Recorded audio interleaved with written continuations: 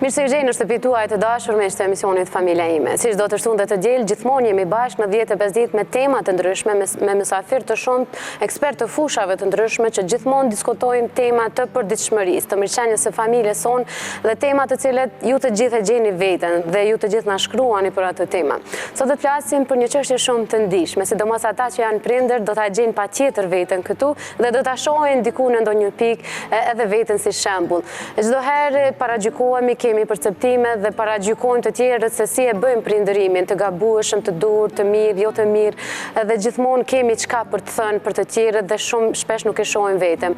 Gjatë rritjes së fëmijëve bëjmë gabime, siç kanë bërë edhe prindrit tanë dhe gjyshrit tanë, por shpesh ato gabime na vëdisojnë dhe na bëjmë të kuptojmë se jeta nuk është gjithmonë me lula dhe nuk arrihen shumë lehtë qëllimet çdo herë dhe duhet të luftuar për të arritur një dëshirë ose diçka të tillë. Jo çdo herë duhet të themi fëmijëve por duhet tu paraqesim edhe sfida të ndryshme, por asnjëherë nuk duhet përdorim dhunë dhe presion për të ndërtuar një disiplinë apo kulturë të ta.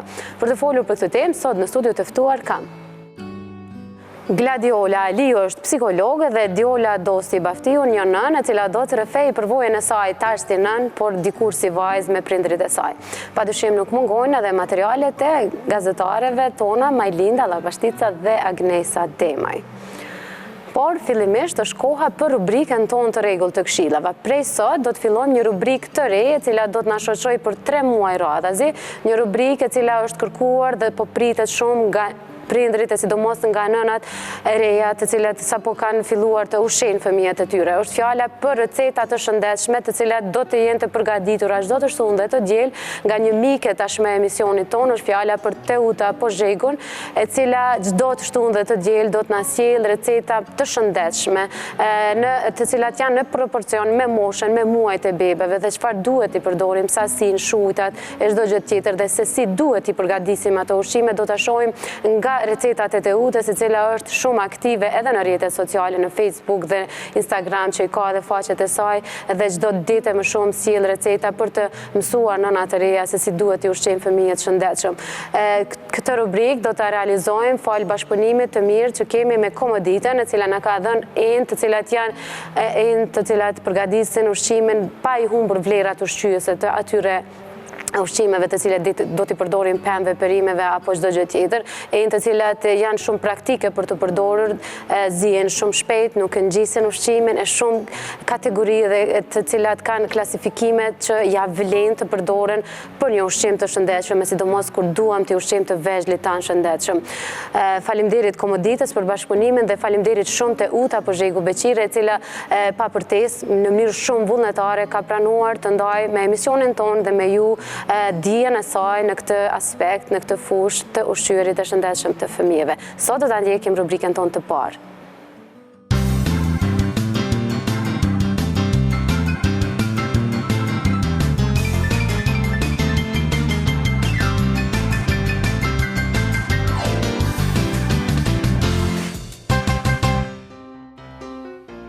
Përshëndetje, unë jam Teuta. Jemi këtu për këshilla dhe receta për bebat dhe fëmijë. Do të filloj me disa receta të thjeshta, cilat i ndihmojnë nënat e reja me fillimin e ushqimjes së fëmijës së tyre. Disa këshilla të thjeshta. Beba ushqehet me qumësht gjiri nga 0 deri në 6 muaj ekskluzivisht, pa dhënë shtesë asgjë, as edhe ujë. Këto janë këshilla të thjeshta nga organizata të mëdha, të cilat këshillojnë se si të rritet fëmija i shëndosh, si Organizata Botërore e Shëndetësisë dhe UNICEF. Bebet lindin me shije neutrale, andaj dhe është shumë e rëndësishme që ushqimi të fillohet me produkte të cilat nuk janë as të ëmbla dhe as të njelpta. Ashtu dhe nuk duhet të përmbajnë sheqerna dhe yndyrna të shtuara. Pikrisht për këtë arsye, ne po fillojmë me avokadon, si frut i cili është i superfuqishëm në kuptimin e përmbajtjes, mirë po edhe është me shije neutrale. Avokado duhet të jetë pjesë patjetër e kuzhinës suaj dhe e dietës tuaj, për fëmijët tuaj dhe për ju.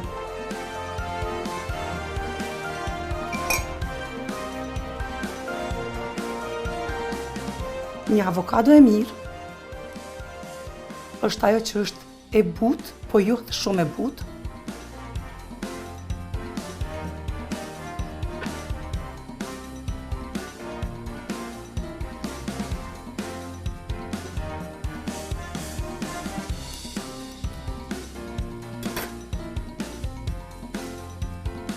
Ja kështu. Është e pjekur, letë qërohet,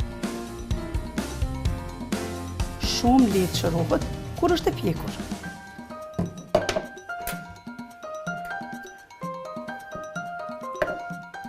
Produktet NutriFast janë të mrekullueshme për ushqimet e para të bebeve, sepse bluajnë aq bukur që të jetë shumë e pranueshme në trashësi për bebet.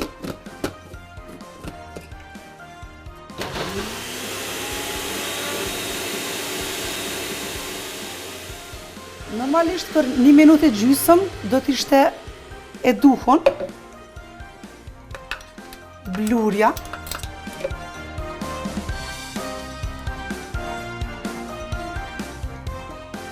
Dhe avokadon e kemi gati, të bluar për bebin ton në më 6 muajsh. Një mas e butë, e cila mund të kapëdijet lehtë.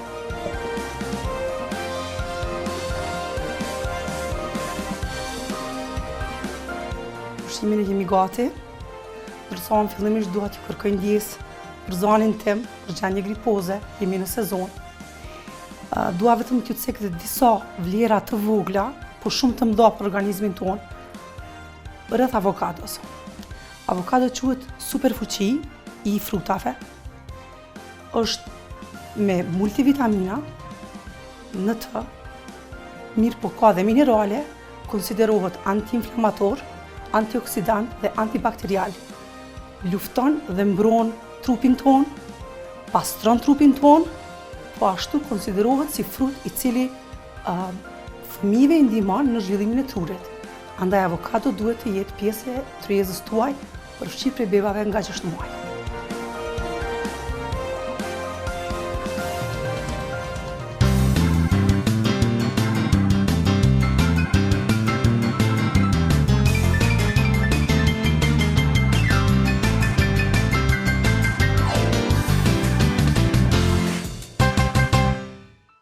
Faleminderit shumë për kohën tuaj që gjithmonë çdo të dieleni bashkë me neve.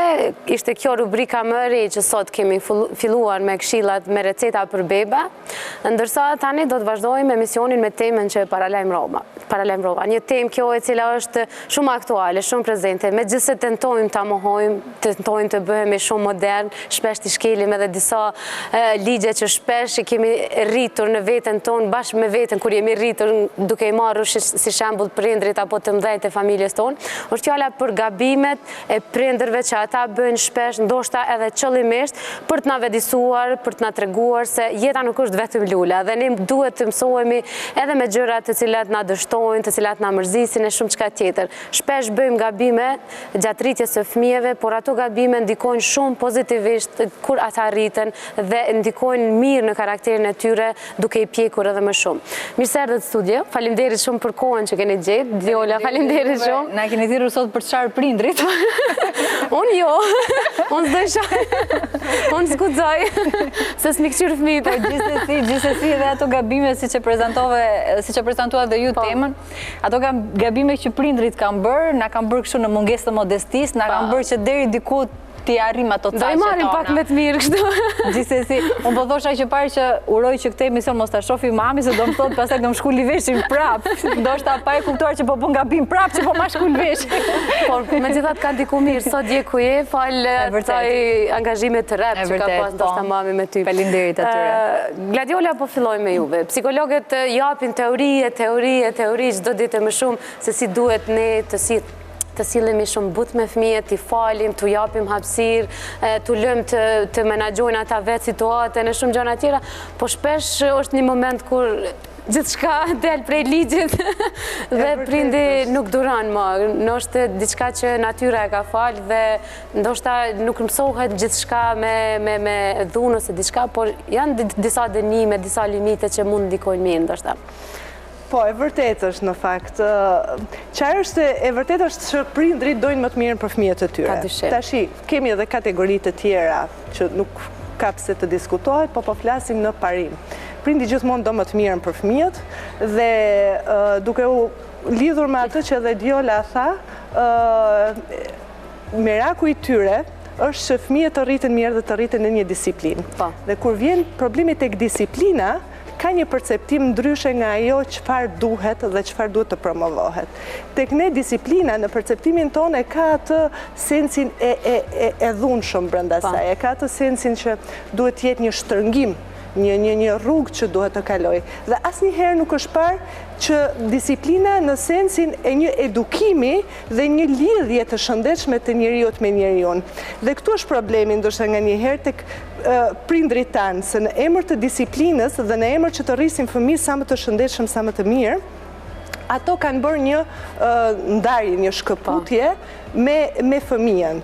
Dhe ndoshta ky është faji më i madh i tyre në mënyrë të pavetdijshme, do e quaj e unë. Pastaj, tjerat që janë ndërshkimet, që ecin janë të vetdijshme, prap në emër të një disipline për të ecur sa më mirë. Ndoshta edhe këtu është edhe gabimi i tyre më i madh, që për mendimin tim duhet falur dhe duhet të mirë kuptuar, sepse ne jemi fal tyre, fal sakrificave tyre, sepse po them edhe në Shqipëri ku unë jam rritur, po shoh edhe në Kosovë, prindi bën shumë sakrifica për fëmin. Ne kemi nëna të cilat sot durojnë dhunën në familje vetëm për shkak të mbajt afër familjen. Ne kemi baballar që kanë shkuar në emigracion vetëm për të sjellë një mirëqenie më të mirë për fëmijët. Kjo e fundit është rasti im, sepse më fal që të ndërpreva. E lidha me këtë pjesën që prindrit bëjnë sakrifica të jashtëzakonshme dhe nënat tona në Shqipëri nuk janë vetëm nëna, po janë edhe burra.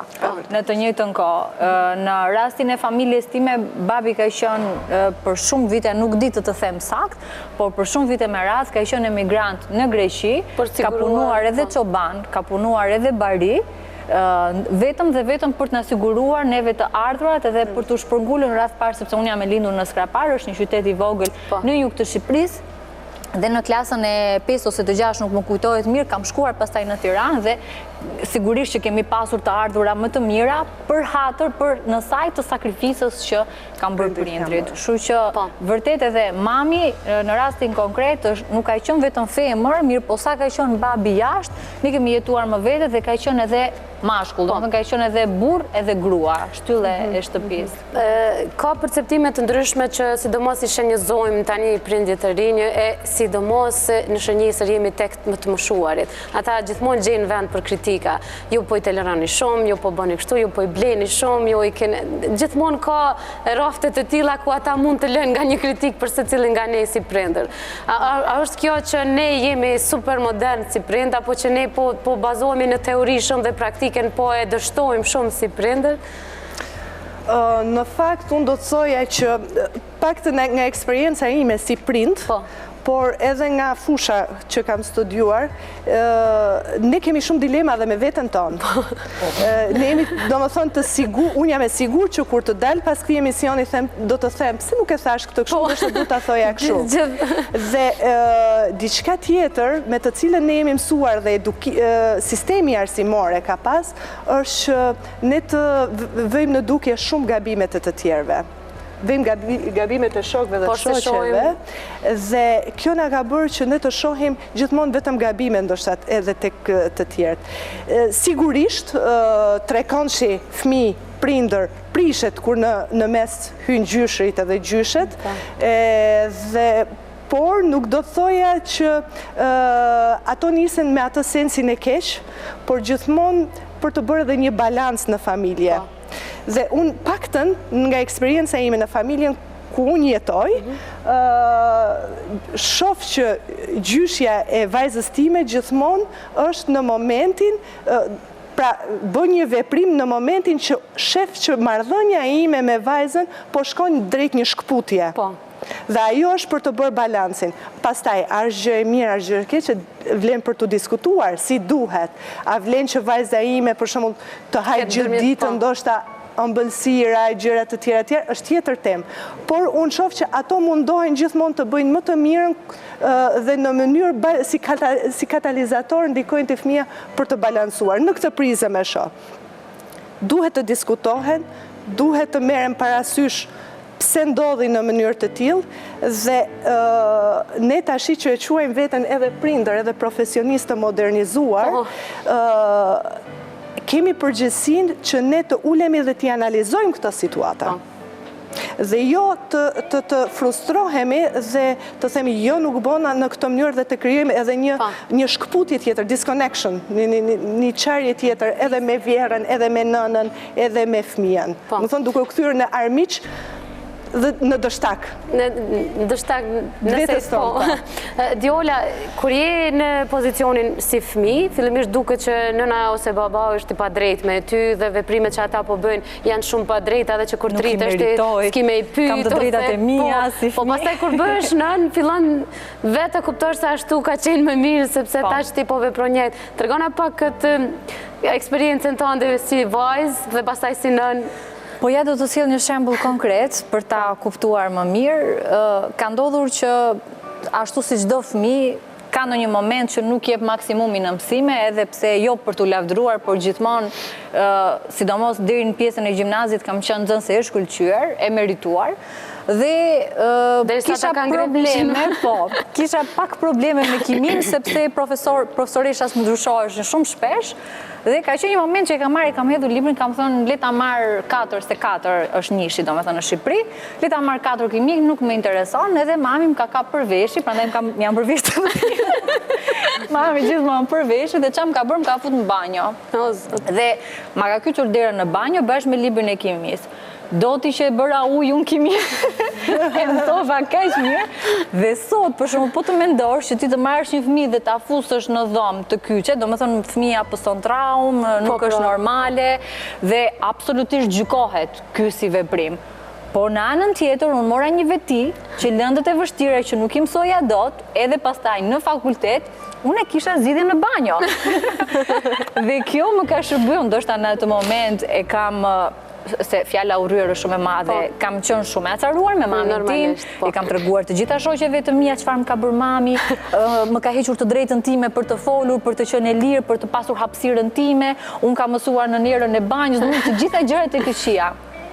Dhe në anën tjetër sot, çfarë shembulli po shoh unë tek mami im në pamje të parë agresiv dhe jo të përshtatshëm dhe përpiqem t'ja përshtas vajzës time të madhe që është në klasën e 4 dhe kur ka ajo ndonjë lëndë që unë lodhem duke ja sqaruar dhe ajo prap nuk e kupton, unë i them kape librin, nuk e çoj në banjo, po e kem një dhomë kështu të vogël si tip bibliotekë e vogël, po edhe i them aty nuk del, vetëm ke për detyrë edhe bukën të hash aty, vetëm del krye nevojat personale derisa ta mësosh. Dhe ajo e mëson. Domethënë, këtë lloj eksperience, këtë lloj shembulli që unë kam marrë në pamje të parë dashakeqës, unë e kam përdorur për mirë. Por ka pasur edhe shumë raste të tjera. Unë problemi më të madh, Sara, ndoshta koha ka qenë atëherë. Unë jam e lindur në 87-ën.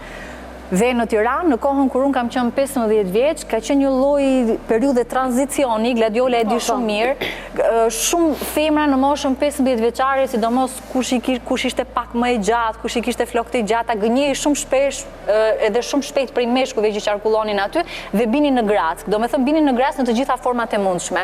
Dhe prindrit e mi më kanë ruajtur kështu si në një kuti qelçi nga kjo pjesë. Dhe të them diçka që më vjen edhe për të qeshur, edhe e përmend shumë shpesh, por që kanë bërë kaq mirë që kanë bërë atë veprim që unë për vite me radhë nuk ju a kam falur atë që më kanë bërë mua, se më kanë shkaktuar në atë periudhë kohore mua si adoleshente një problem të madh psikologjik. Dhe në vitin e parë, në moshën 15 vjeçare, ishin në mod pantallonat e ngushta me shtat të shkurtër. Dhe unë kështu, mashallah, mora hov, shumë e gjatë dhe prindrit më marrin, nuk më çojnë në dyqan ku shesin pantallonat të femrave, po më fusin në një treg dhe unë nuk e dija, nuk e kuptoja faktin pse kishte vetëm burra aty. Dhe më fusin në një dyqan ku shisnin vetëm pantallona për burra dhe për meshkuj. Dhe babi më merrte me të mirë, hajde se ky është një shok i babi, do t'i gjej pal pantallona të mira. Unë i vesha, atëherë as nuk kemi ditur çfarë janë pantallonat e çunave dhe të gocave. Pak të ngushta, domethënë kryesisht të lira, jo shumë të ngushta pantallona, dhe unë i vesha.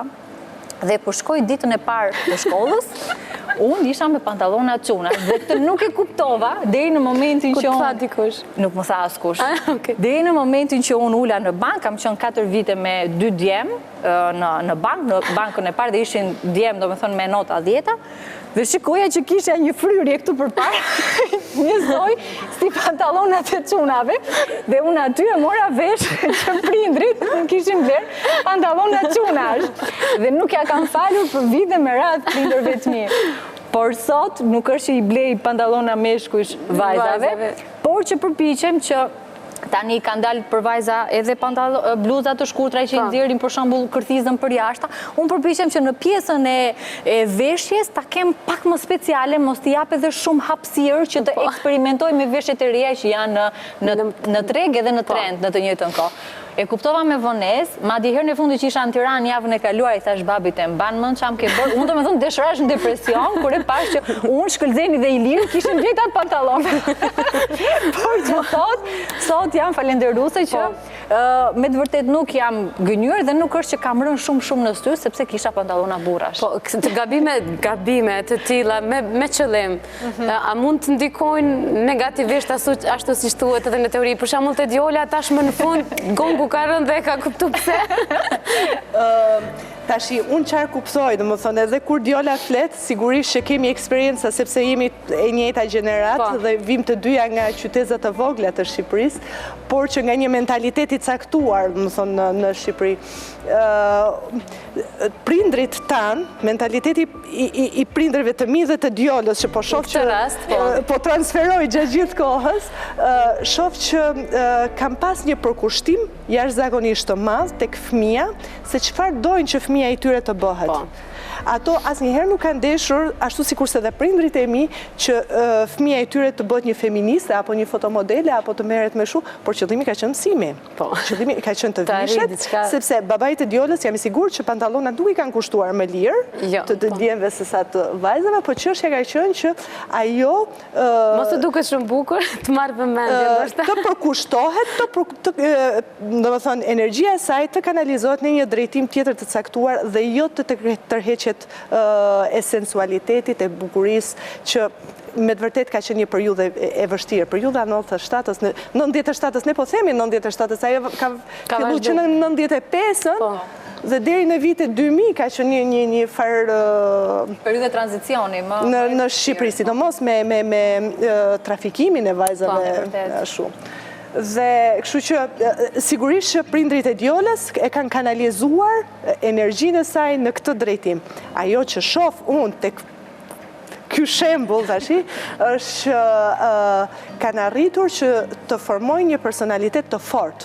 Dhe unë këtë dua. Nesër pas nesër të fëmia im do doja që unë ta kanalizoj atë që nesër kur të dalë në rrugë, mos e ndryshoj dikush mendjen pse ke veshur këtë pantallona ashtu, ose pse ti i ke lyer këtë ngjyrë flokët dhe ti pas një dite të shkosh të ndryshosh. Pra të bësh të krijosh një personalitet të qëndrueshëm.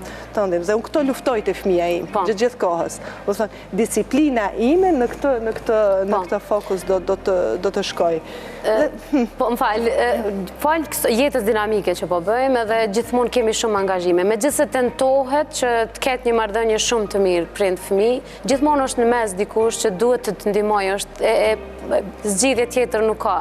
O kopshti, o gjyshja, o gjyshi, ose dikush që duhet patjetër të jetë një mes që ti nuk e ke raportin direkt vetëm me fëmijën tënd, por gjithmonë ke edhe ndërmjetësues. Në raste të tilla, fëmijët lidhen shumë në këtë rast me gjyshen, edhe këto gabimet e prindërve ta zëm. Po e marrni shembull që djolës i përshtatet shumë, të mos i lëm të hanë çfarëdo që atyre u teket, sepse nuk është e shëndetshme, ose të mos i lëm të veshin çfarëdo që dëshirojnë, sepse nuk është e përshtatshme për kohën, ose diçka të tillë, por gjithmonë është dikush që i thot, hajde se unë të dho. Gjithmonë është kjo gjyshja që që toleron që e çon mbrapa derës dhe i jep pak një gotë lëng të gazuar ose diçka të tillë. Më ke prek në pitën e dobët. Këtë rast, a duhet të akuzojmë gjyshin, a është një gabim që ne po tentojmë të ngulfasim fëmijët me edukat ose me një ritëm që ndoshta e kuptojnë kur të rriten, siç ka kuptuar djola tash që është rritur, apo çfarë duhet, si duhet? Fjala edukat, fjala edukim është një fjalë shumë e madhe, shumë e shenjtë. Dhe në qoftë se fëmija im po të marrim një situatë që unë i them ti do hash këtë ushqim, se është shumë i shëndetshëm dhe kundra meje shfaqet gjyshja apo dikush tjetër që i thot zemra nonës të pëlqen ky ushqim, ti haje, do ta hash dhe fëmia zgjedh të shkojë atje dhe unë ti kthehem me të keq ose fëmijës ose gjyshit, unë kam dështuar. Po. Absolutisht që kam dështuar në shumë dimensione. Do më thënë, parimi im është që fëmija im, ndoshta, dikush më thot që Gladiola ti nuk është gjithçka dashuria, po për mu dashuria është e shenjtë. Dhe do ishte shumë djallëzore, do ishte shumë e zezë në qoftë se unë do t'i kundërshtoja këdo në një moment të tillë, sepse kemi një situatë afat shkurtër dhe kemi një plan afat gjatë për fëmin. Pra në qoftë se unë promovoj që ti duhet i duash gjyshërit, por unë ju kundërvihem gjyshërve dhe gjyshëve, ose në qoftë se unë flas keq pasysh për gjyshit e për gjyshit, ashtu ti nuk e ke arritur atë formimin e madh, më thonë të dashurisë, idenë e madhe për dashurinë. Kështu që duhet të jemi të kujdesshëm, mendoj, në këto situata. Sigurisht që nuk janë situata të mira, por që prandaj kemi dhe komunikimin dhe them që në qoftë se kemi durimin dhe arrim të bim në gjuhën e gjyshërve dhe gjysheve, atëherë ne do të kalojmë edhe këtë hap. Sepse asnjë gjë e keqe nuk bëhet nëse fëmia një herë ha çokoladë dhe nuk e hangri vaktin mirë. Por që të bëhet diçka shumë e keqe nëse unë lëndoj, ose sepse në qoftë se unë të them ty që mos e bëj dhe ti do e bësh kastile ndaj meje, ti ma hedh ping-pong dhe ti vetëm e ke prish. Komplet është ajo që tham edhe më parë që në bazat të sinqeritetit dhe të pozitivitetit, për mendimin tim. Dhe po patëm këtë ne jemi të fortë në qoftë se arrim këtë lloj marrëdhënie. Kurse unë te pjesa e ushqimit jam shumë e keqe. S'ka nevojë as me na tregu këtë di. Jam totalisht ne pranoj që jam shtrit. Më shefni. Prandaj kameramanët i fshehën ato. Edhe unë jam goxha e ashpër. Dhe ti the fjalën jam e keqe dhe shqyr që ekzistojnë këto të tjerët që janë të këqij nga ana tjetër të na balancojnë pak se fëmijët çfarë do të ishte, domethënë, pavarësisht kësaj se tash shkon gjua ku dhëmbë është ajo shpreha. Pavarësisht kësaj, vajzat tashmë janë në një gjendje ku në qoftë se shkojnë tek gjyshit e tyre dhe unë nuk jam prezente dhe gjyshi ju thot ose gjyshja që merr një çokoladë ose diçka tjetër, një ushqim të cilat ato e kanë super të pëlqyer, e kanë pasur super të pëlqyer, ato thonë jo nuk e duam se nuk na bën mirë. Nëse kohë më përpara, unë e kam arritur atë dhe jam shumë e lumtur. Unë le të jem mami më i keq në botë, se e di që nuk jam mami perfekt, as më e mira në botë. Le të jem shtrig në familje, domethënë le të më quajnë çfarë të duan, mua me këto epitetet jam mësuar, nuk më bën përshtypje. Por mua është e rëndësishme që vajzat e mia e kanë marrë atë esencën, domethënë unë ju a kam ngulitur në kokë që ushqimi i shëndetshëm është i rëndësishëm. Sinqerisht e them që kam hequr shumë, sepse nuk është absolutisht e lehtë.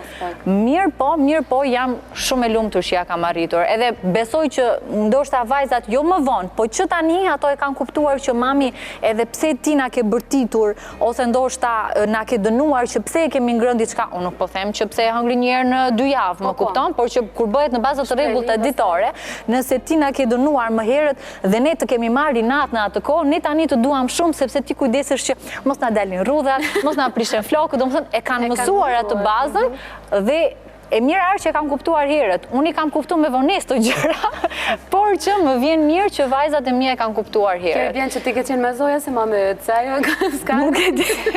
Ndoshta.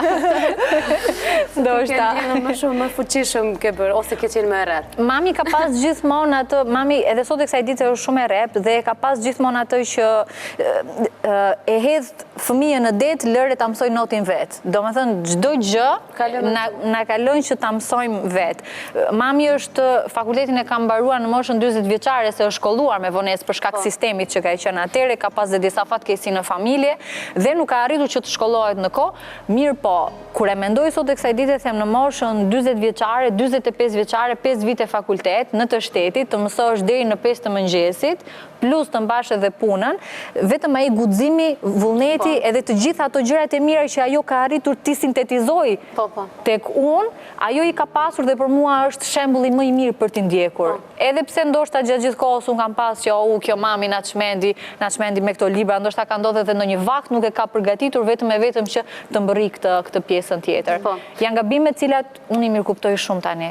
Kur jemi tash tek gjyshet këtë rast dhe gjyshet ne tentojmë dhe automatikisht fëmijët marrin dhe japin dashuri karshi gjyshërve, fal jetës tonë që jemi në punë edhe ata kanë kalon shumë kohë me ta, por këtë dashurin shpesh e the dhe vete e bëjmë si me nishane kur i themi jo se gjyshja gabim të ka dhënë këto, se diçka të tillë, se gjyshja të ka dhënë gabim të drejtë, por kur të rriten disa mund të qëndroj kjo dashuri nëse kemi luhaqje të tilla ne.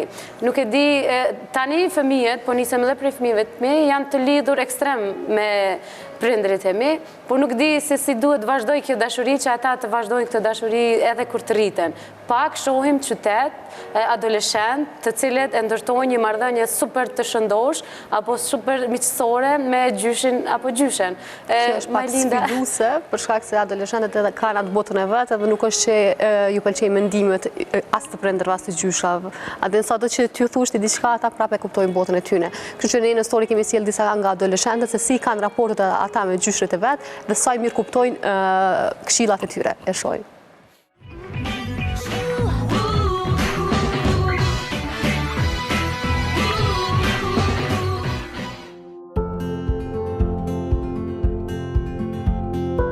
Diferencë madhe gjeneratash.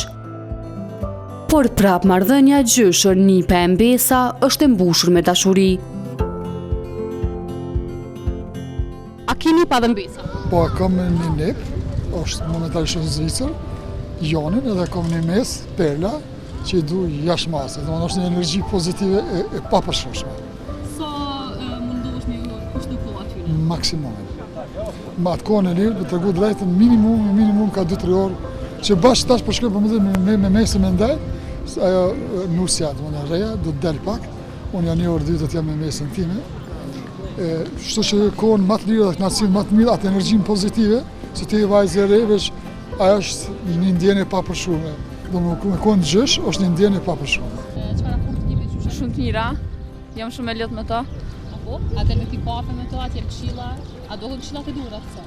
Po, është e vërtet se çka thonë vjetrit është shumë e vërtet, mëse e saktë. A do të thonë e merr me veti kur dalim me pi kafe? Po, kur dalim raste për shembull me familjen, pse jo? E një lidhje shumë të fortë me gjyshin e ka edhe Vesa, e cila mundohet që të kaloj sa më shumë kohë me të.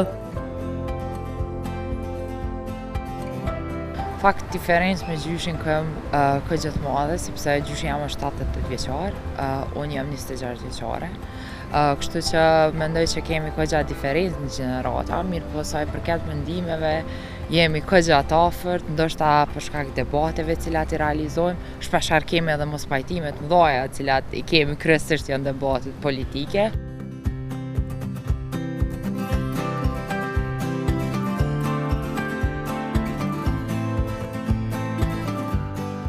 Kohën më të mirë me gjyshin e shpenzoj ndoshta duke më tregu për kohën e tij, sepse ai ka qenë e ka kryer vetë fakultetin për hoteleri dhe në atë kohë ka qenë një periudhë jashtëzakonisht e vështirë, domethënë për gjenerata që kanë qenë më të vjetra, kështu që unë me shumë pasion i ndëgjoj historiet, sepse ndoshta shpeshherë dhe kam gjetë shumë ndoshta disa mundësi që për mu kanë qenë edhe inspiruese si e rej që kam qenë.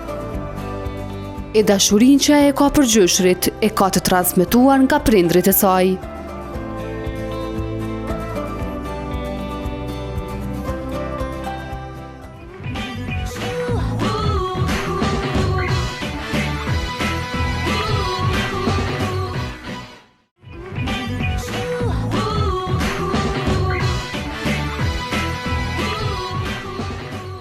Faleminderit shumë që jeni ende me KlanKosovën dhe faleminderit shumë që jeni gjithmonë besnik të emisionit Familja Ime dhe nuk e ndroni kanalin.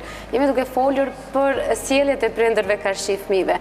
Sa shpesh tingëllojnë dhe duken shumë gabim dhe sa shpesh gjykohemi nga të tjerët që jemi duke i rritur në mënyrë jo të drejtë, jo shumë të duhur, por që shpesh ato në një kohë, në një moshë të caktuar, ndikojnë shumë pozitivisht dhe fëmijëve ju bjen ndërmend se pikërisht ajo sjellje e prindërve ka qenë ajo çka ata sot janë duke fuqizuar veten, kanë shumë besim në veten, mund të arrijnë t'ja dalin vetë edhe pa ndihmën e dikujt dhe nuk dëshpërohen let nga jeta, sepse këtë e kanë marrë si mësim sa herë që janë dënuar, po e them thojza, apo sa herë që me shumë ftohtësi nuk janë përkrahur nga prindërt në ndonjë akt të caktuar. Për shembull, Gladiola, ju si psikologe, po flas edhe për veten, ndoshta edhe për Agnesën, me që jemi në një moshë dhe paka shumë e kemi një sjellje të njëjtë sepse e dim. Sa herë që shkojmë në dyqan, unë sidomos akuzona shumë prej prindërve të mi që nuk ja bëj qefin shumë fëmijëve, sidomos djalit madh, që tenton gjithmonë t'i marr 2 ose 3 lodra sepse nuk mund të vendosë cilën ta marr, dhe unë ja kufizoj që duhet vetëm njërin.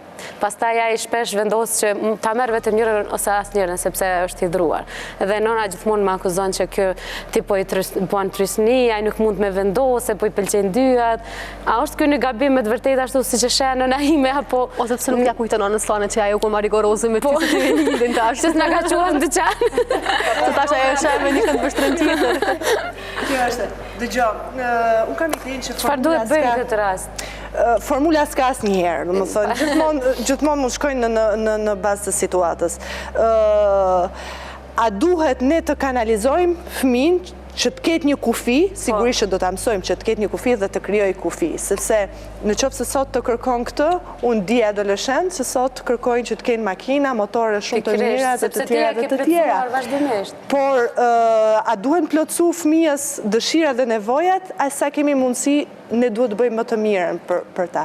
A e ka mirë mamaja jote në këtë rast? Sigurisht që e ka mirë, sepse ti ke arritur në një moment final të fundit të mos pajtimit, më thënë kur shkon në dyqan. Ajo qarë besoj që do ishte më e mira, do t'ishte që para se të shkojnë në dyqan, ju të bëni një plan sepse po shkoni në dyqan. Ndoshta arsyeja sepse po shkoni, çfarë mungon dhe çfarë dëshironi? Prej vogël djali tash ka 3 ala është i vogël në fakt, po prej kur jam nisë me dalë në dyqan në 1 vjet e gjys, gjithmonë kam stimuluar me ble libra, edhe kam pëlqyer shumë në shtane, po mendoj se prej fillimit, edhe kufizimin e vetëm që nuk e ka te librat. Edhe aty tash ju ka bërë si një lloj rushline që kërkon libra. Tash do me thonë zakonisht dalim në shesh edhe ai e din që do të më shkon në librari dhe më bleni libra. Ka një kënaqësi shumë më të madhe se sa më shku te lodrat. Kur shkon te lodrat, kçyr e merr një, por nuk e ka çat kënaqësi sa e ka te librat. Kështu që unë mendoj që po pastaj nëse e lyp 2 ose 3 libra, ja blen të tëra? Po, te librat nuk ka kufizim, sepse çdo natë ja lexoj ka një libër. Edhe nëse i blen 2 ose 3, mandej e din që njërin e lexon sot kur plan, tjetrën nesër, tjetrën pas nesër. Kështu që te librat nuk ka kufizime. Edhe po mendoj që prej fillimit, domethënë prej që fëmijët njoftohen me gjëra, duhet me ditë ku me i quhet dhe me çka me i njoftu. Jo për shembull veç te dyqanet e lodrave ose jo veç te pjesa e çokoladave, po e kemi fatmirësisht edhe pjesën dietare me cilën na jemi njoftuar. Faleminderit djali. Edhe për shembull, tash djali gjithashtu ndërlidhna edhe këtu kur shkojmë në dyqan i lyp frutat e thata, i ka si snack frutat e thata. Që i pëlqejnë më shumë. Se është mësuar prej fillimit, është njoftuar me ato. I duhur që e ka arritur. Unë e kam një metodë paksa më ndryshe, nëse futem në një zonë të rrezikshme, siç janë dyqanet e fëmijëve që kanë jo vetëm librat, jo vetëm sektori librave, por që kanë edhe veshjet edhe lodra pa fund, unë para se të futem, i them vajzave të mia, Enja dhe Bleza, do merrni vetëm 2 gjëra. Do me thënë, ato le të zgjedhin qatë dua, mund t'jenë 2 kapse flokësh, unë e njoj. Unë i themi, ja, do me thënë, varit të shiste në qatë dyqani shkon, më kupton. Dhe ato i zgjedhin, mami e mora këtë, por e kam vëre që kohët e fundit edhe ato shkojnë më shumë tek librat me ngjyrosje e vogla, tek lacat me ngjyrë, po. Ndërsa e madhja shkon tek fletorit e shkrimit i zgjedhin me Barbie, me ku dëgjon, me këto Frozen që kanë dalë tani, që më pëlqejnë edhe mua. Edhe unë shkoj bashkë me to.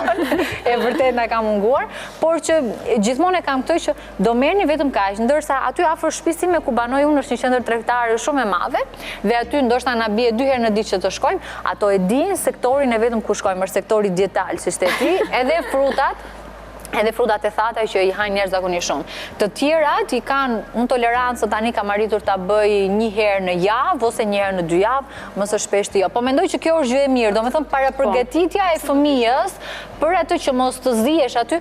Unë sinqerisht jo që janë vajzat e mia, por asnjëherë nuk më ka rastisur që unë të zihem me vajzat e mia apo të shoh që vajzat të zgaraviten nëpër tokë, siç e shoh disa fëmijë të tjerë, që ja do ta marrja atë gjë edhe s'ka. Në momentin që ato këmbgulin për ta marrë, unë asnjëherë nuk e plotësoj. Isha ditë pak edhe këtu, fillimisht na duhet m'ja nis edukimin me vetveta, sepse unë në shtëpi kam prej që kam djalin e kam bë më ushqy, kam ndruar edhe mënyrën e ushqyeshmërisë edhe ndaj vetvetes, sepse gjitha këto gjërat, çokolata, chipsat, cilat i kam pas preferuar te unë në shtëpi nuk ekzistojnë, sepse ti mund është mi thonë fëmijët mos e ha, po kur çaj ty tu e hëngër atëherë çka po bën? Çka po bën? Tash bilen puna, Greza. Në fakt, unë do kisha shtuar vetëm një gjë që edhe për të lidhë me atë çfarë po thoshit për fëmijët janë pasqyrë e prindit. Absolutisht. Dhe do ishte ndoshta jo normale që fëmijat mos kërkojnë po të shkojnë në dyqan. Për mendimin tim, domethënë aty do të fillojë të shqetësohet se nuk është një fëmijë, pra insiston dhe kjo është e shëndetshme. Më thonë, pastaj se si ne zgjidhim muhabetin në mënyrë të shëndetshme apo jo të shëndetshme, është tjetër gjë. Por fëmijët janë pasqyrë e prindit. Dhe ne sa prindër kemi sot, edhe të gjeneratës tonë, që shkojnë në shopping dhe nuk kanë sens se sa blejnë e si blejnë, dhe nuk kanë sens se sa rroba kanë në shtëpi. Ne jemi këthy në konsumator të sëmur. Dhe biles edhe një ndër psikologët, Erik Fromm, të një libër i tij që është dashuria për jetën, pikërisht kapitullin e parë ka te konsumi. Më thënë, ne tregojmë sa dashuri kemi për veten tonë se si konsumojmë. Dhe dalim pastaj edhe te konsumi i djalës, po dhe te konsumi jonë. Më thënë, sa ne respektojmë, paren që ne e fitojmë vetë. Si e kanalizojmë. Dhe këtu është pasqyra si jemi ne te. Çfarë bëjmë ne, ata shohin, ne jemi në fakt shembulli për ta. Sa e hedhim ne ushqimin, më thonë, në Shqipëri, akoma, për dalë prap tek mamat tona, mamaja ime ka një stres shumë të madh po të thyet një vezë të bjerë në tokë. Sepse në kohën e komunizmit ajo ka munguar, dhe asaj është brumosur. Dhe për mu ka një stres tash në qoftë se hidhet një ushqim. Sepse dikush tjetër nuk e ka, por unë e di që në thellë e kam të mamaja ime në originën e asaj kështu. Më thënë, ne të mësojmë fëmijët, të mësojmë vetën tonë fillimisht për çështjen e konsumit. E vërtet ajo. Sa duhet të konsumojmë, si duhet ta konsumojmë, pse, qysh. Gladiol, e di që ka dhe shumë gjëra tjera fokus që mund të bëjmë dhe të ndalemi, por jemi gati në minutat e fundit. Një gjë që duhet patjetër për du me ndalë është edhe mësimi i kërkimfaljes. Sa fëmijët shpesh ka hasim në prind që tentojnë dhunë shumë me imësu me kërkufalje.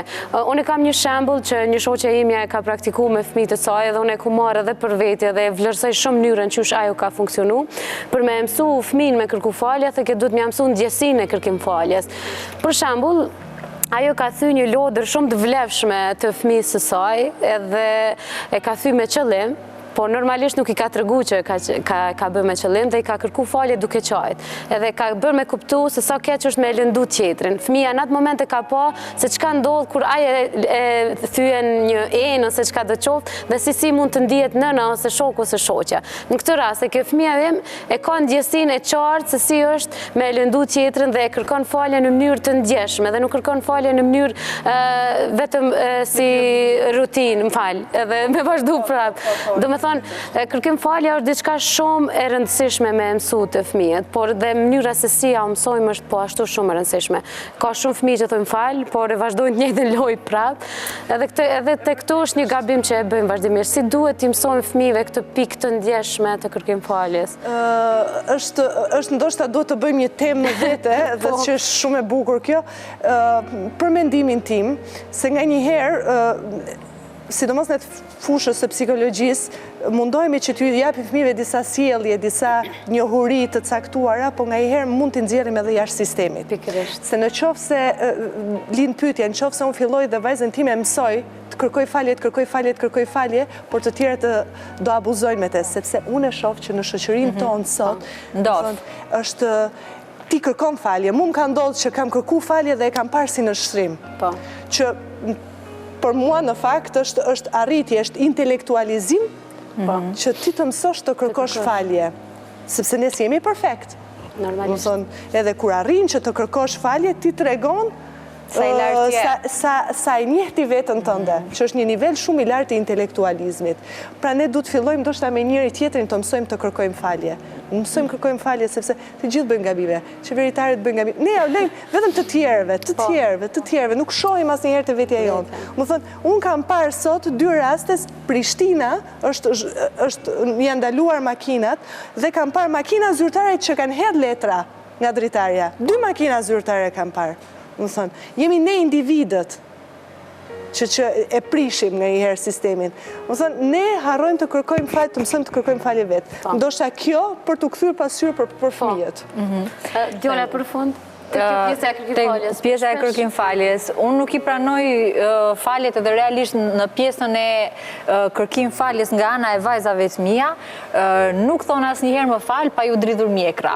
Edhe kur i dridhet mjekra, e di që e kanë kuptuar tamam. Mirë po, kur tha Gladiola që kur thua gjithmonë më fal, mund të arrijë edhe te pjesa e nënshtrimit, unë përveç më fal e kisha këtë fjalën të lutem. Ai shumë, kur kërkojnë diçka, vajzat e mia patjetër duhet përdorin fjalën të lutem, sa e vogla, edhe dje madje po e diskutoja me bashortin tim, mami të lutem mund të shkoj në banjo, thash ti mos të mbaj, po shko kur të shkoj në banjo, ai shumë i është fiksuar ai që për çdo gjë, mami të lutem mund ta ha këtë, po hajmi shpirti mami se nuk ka gjë tjetër. Kështu që djali, pedin që duhet me thonë fal, kur edhe në gjumë natën, thot mam të lutem ujë. Është për gjumë shumë edhe atër, thot mam të lutem ujë.